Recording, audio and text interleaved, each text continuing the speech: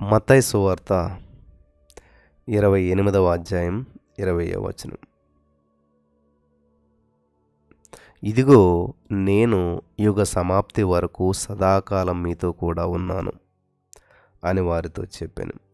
స్తోత్రం దేవా, సర్వోన్నతుడా, సర్వాధికారి. ఈ సమయం యొక్క వాక్య వెలుగులు మమ్మల్ని నడిపించి బలపరిచి విత్తబడిచిన వాక్యం వ్యర్థం కాకుండా ప్రతి హృదయంలో నాటబడి ఫలింపచేయమని యేసు నామములో ప్రార్థించి నమ్మి పొందుకొని ఉన్నాం తండ్రి, ఆమెన్. చాలా స్పష్టంగా ఇక్కడ ఏమనుంది వాక్యం? నేను యుగ సమాప్తి వరకు సదాకాలం కూడా మీతో ఉన్నాను. హల్లెలూయా.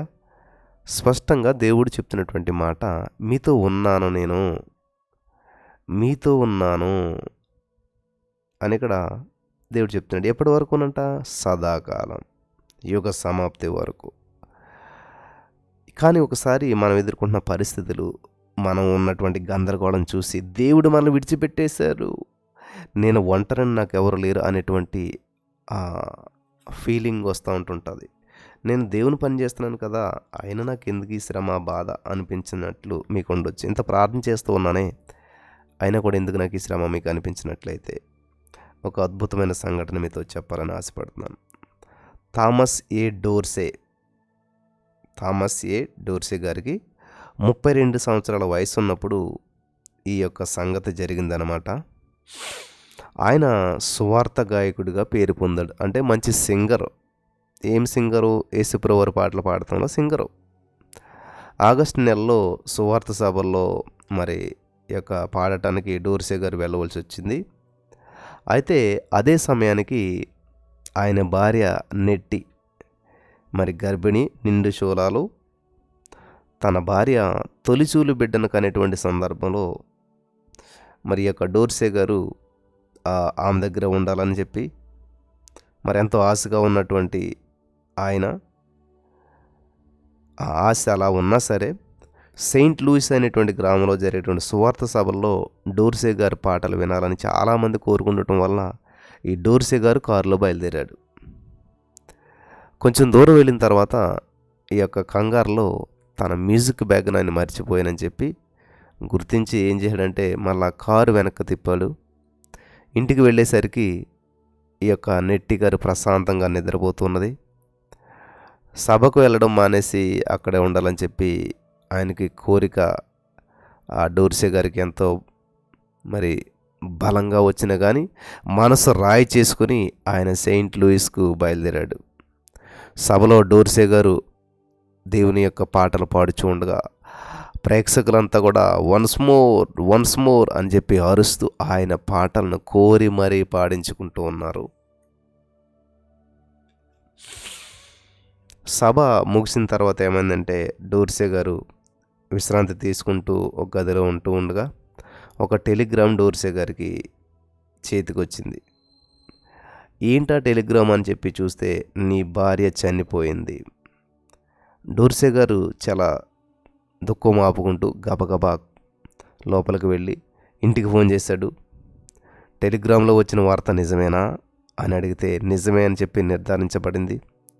వెంటనే చికాగో బయలుదేరాడు ఆయన. ఇంటికి చేరేసరికి నెట్టి బలహీనంగా ఉన్నటువంటి అబ్బాయిని ప్రసవించిందని తెలుసుకున్నారు. తెల్లవారేసరికి ఆ అబ్బాయి కూడా మరణించాడు. మరి భార్య చిన్న బాబుని, ఇద్దరిని చనిపోయినటువంటి బాడీస్ ఉంటాయి కదా, ఆ ఇద్దరిని ఒకే పెట్టెలో పెట్టి సమాధి చేశారు. ఆ రోజు నుంచి దేవుడు తనకు అన్యాయం చేశాడని చెప్పి రోజు కుమిలిపోతూ ఉండేటువంటి వాడు. నేనిక పాటలు రాయకూడదు, ఈ కీర్తన పాడకూడదు అనేటువంటి ఒక నిర్ణయాన్ని కూడా తీసుకున్నాడు. మరి సువార్త గాయకుడు కాకముందు స్టేజ్ మీద రాక్ పాటలు పాడుతూ ఉండేటువంటి వాడు. మరి వేరే వేరే పాటలు పాడి జీవితాన్ని కొనసాగించేటువంటి వాడు. ఇంకా అందుచేత ఏం చేశాడంటే సువార్త పాటలు పాడటం మానేసేసి మళ్ళా ఆ యొక్క రాక గాయకుడిగా పేరు ధనము సంపాదించాలని తలంచాడు. చాలా రోజుల పాటు తన గదిని విడిచి బయటికి రాలేదు. ఇంక ఈ లోకంలో ముందుకు వెళ్ళిపోదాం దేవుని కంటే అనేటువంటి ఆలోచన వచ్చేసింది. అలాగ కొన్ని రోజులు మౌన దీక్షలో అలాగుండిపోయాడు, ఇంట్లో ఉండిపోయాడు. అనేక సార్లు మరి తన భార్య చనిపోయినటువంటి రాత్రిని జ్ఞాపకం చేసుకుంటూ ఉన్నాడు. ఆ రోజు తన భార్య పక్కనే ఉండాలని ఎంత బలంగా అనిపించినా కానీ ఆయన వెళ్ళిపోయాడు కాబట్టి అలా వెళ్ళినందుకు చాలా దుఃఖపడసాగాడు. డోర్సే గారి స్నేహితులైనటువంటి ప్రొఫెసర్ ఫ్రై ఎక్కువ సమయం డోర్సే గారితో గడుపుతూ ఆయన దుఃఖాన్ని తగ్గించడానికి ఎంతో ప్రయత్నించేవాడు.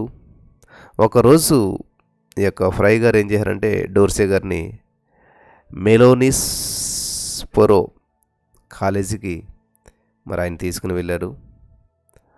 ఆ సంగీత కళాశాలలో పెద్ద పియానో ఉంది. డోర్సే గారు ఆ పియానో ముందు కూర్చుని దాన్ని వాయించడం ప్రారంభించాడు. డోర్సే గారి హృదయంలో ఎంతో ప్రశాంతత లభించింది. ఒక చక్కని రాగాన్ని ఆలపించాడు. ప్రియమైన దేవా, నా చెయ్యి పట్టుకో, నన్ను నడిపించు, లేకపోతే నేను పడిపోతాను. నేను అలసిపోయాను, నేను బలహీనుడను, కృంగి ఉన్నాను.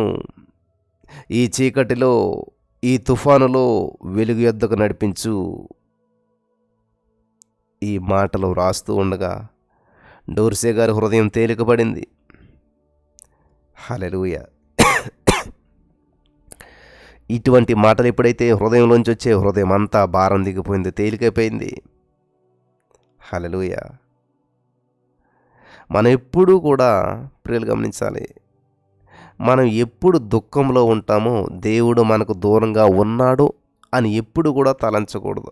అలా ఎప్పుడు తలంచామో అప్పుడు నిజంగా దేవుడు ఎంతో సమీపంగా ఉన్నాడని డోర్సే గారు గ్రహించారు.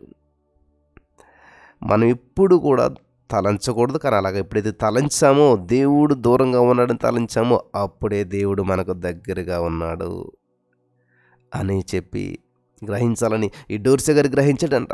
నిజంగా దేవుడు ఎంతో సమీపంగా ఉన్నాడు అని డోర్సే గారు గ్రహించారంట. ప్రియులారా, మీరు కష్టంలో ఉన్నారా? దేవుడు దూరం అయిపోయాడని భావిస్తూ ఉన్నారా? ఇప్పుడే దేవుడు మీకు సమీపంగా ఉన్నారు. హల్లెలూయా. ఆయన రాసినటువంటి పాట ఇంగ్లీష్లో ఎలా ఉంటుందంటే, when my way groweth dear, precious lord linger near, when my life is almost gone, hear my cry, hear my call, hold my hand lest I fall, take my hand, precious Lord, lead me home, precious Lord, take my hand, lead me on, let me stand, I am tired, I am weak, I am worn, through the storm, through the night, lead me on to the light, take my hand, precious Lord, lead me home. ఈ విధంగా అద్భుతమైనటువంటి పాట అనుభవంలోంచి ఆయన రాశాడు. కాబట్టి ఈరోజున మీరు గమనించాలి, కష్టాల్లో ఉన్నారా? దేవుడు దూరమైనడని చెప్పి భావిస్తున్నారా? అప్పుడే దేవుడు మీకు సమీపంగా ఉన్నాడు. అప్పుడే దేవుడు మీకు సమీపంగా ఉన్నాడు. ఈ సత్యాన్ని గుర్తించినటువంటి వారంతా కూడా అద్భుతమైనటువంటి ఫలితాలను చూస్తారు. హల్లెలూయా. కాబట్టి దేవుడు మనకు సమీపంగా ఉన్నాడు. యుగ సమాప్తి వరకు సదాకాలం నేను మీతో ఉన్నానన్న దేవుడు నేను విడివాడు, ఎడబాయడు. నమ్మిన వారు మరి ఈ యొక్క మాటను స్వతంత్రించుకుందురుగాక. ఆమేన్.